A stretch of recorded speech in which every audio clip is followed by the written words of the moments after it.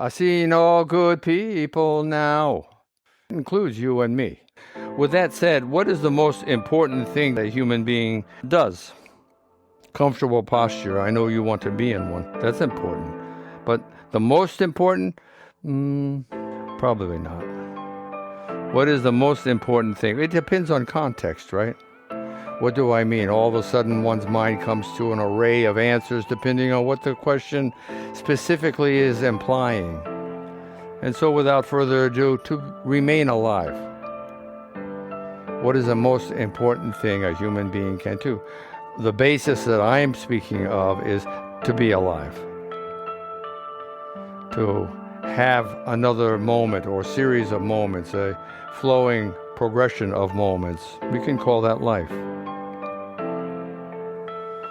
So that's number one. What's number two? What is the second most important thing a human being can do? Think about it. Well, again, it's context. So let me give you my answer, or the answer that evolves around this specific discussion we're having, is how you maintain your aliveness, what you do, what you accomplish. Perhaps in the context of Homo sapiens, what one's goals are. Because we're such an advanced sentient being, we have all these additions to our repertoire of thoughts. It's not just survival and reproduction. It is a little more detailed and nuanced today. This is the complexity of evolutions evolving from the simplest to more complex. So how we survive and survive in the first place are the answers we're looking for in our discussion today. Being here now, just at this level of existence, of just allowing everything to fade away, to dissolve before these uppermost of importance concepts, being comfortable, calm, at ease, feeling resourceful and curious, pleased. We are here, alive, conversing, and thinking about our goals of self-improvement, of awareness, of our attainment of virtues, of our realization of what's gone on before us, before this generation, or even the last 10 generations, the last 100 generations before. Thinking about our DNA, thinking about this world in the context of a universe filled with millions, if not billions, if not trillions of other worlds, most likely similar to our own, with a capacity for life to grow. What that means, I don't know. I'm sure we'll find out soon enough. In my mind, at least, I'm thinking we already have some form of relationships. And I think that's good for us to be aware of. So we're comfortable and we're thinking about these two questions, life and what one does in it. And by remembering these basic dialogues one has with oneself, we begin to widen our perspective. The obvious is everything has different dimensions to it, has greater width, greater height, greater depth, from which we can view alternatives in a mental scape of patience, accepting, calm. We are more likely to be receptive to what's actually occurring. These are vital characteristics to have to develop this potential of learning from one's own self as one flows and proceeds through one's life. reaching towards one's goals.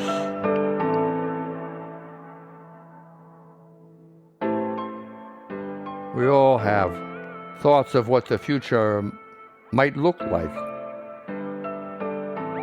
And it is good to develop a path as easily and as simple as possible for us to attain our anticipated future. This all makes sense, yes? So by coming to an understanding of what, where, when, why, who, and how we are here, the perspective becomes more and more expansive the more and more you practice. There comes a time when the world is just an orb. It is, yes, our planet, but one sees it in a sense as a witness, as an observer. And therein, everything within the context of this planet, its history.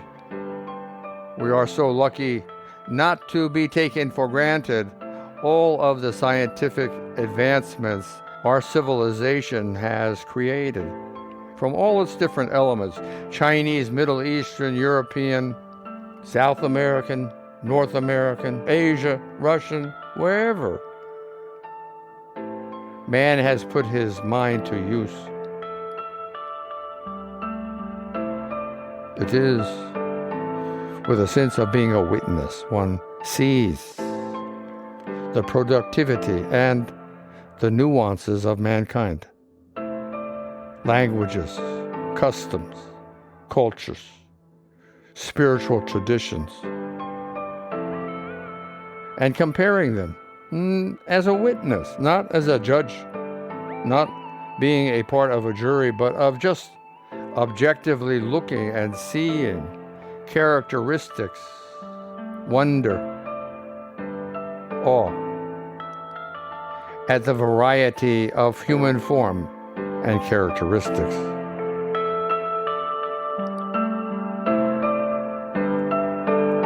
And sooner or later, with this widening perspective, one's view upon what one might have been brought up to believe as the truth, in quotes, is not. Maybe partially true, half-truths, for sure. But the whole story? No. Sometimes, and unfortunately too often, important truths are ignored and not even mentioned.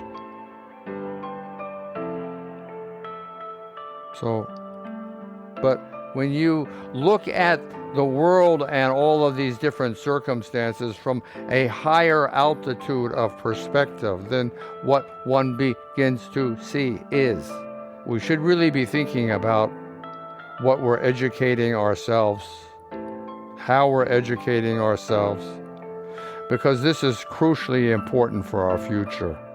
We cannot live in a world of half-lies or half-truths. And this is what we have. So it is sobering to be here now, a bundle of miracles. It is sobering and humbling. We gaze upon a world where man has been pretty rotten to his fellow human beings. And yet we are in this flux, this period of change we call the Aquarian Age. It is our opportunity to survive. But it is done through wisdom, learning through our experience, and not from the sense of selfishness and greed that oftentimes prevails on all kinds of different levels, from the most important personages to the least. We all need to look and learn.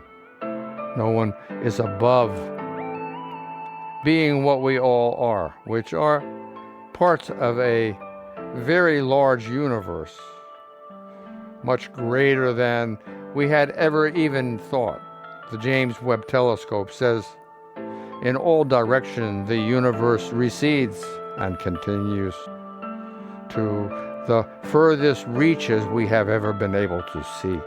Galaxies, solar systems, stars, and planets revolve around them, asteroids. This is what happens. This is the universe and nature acting. This is evolution occurring in real time.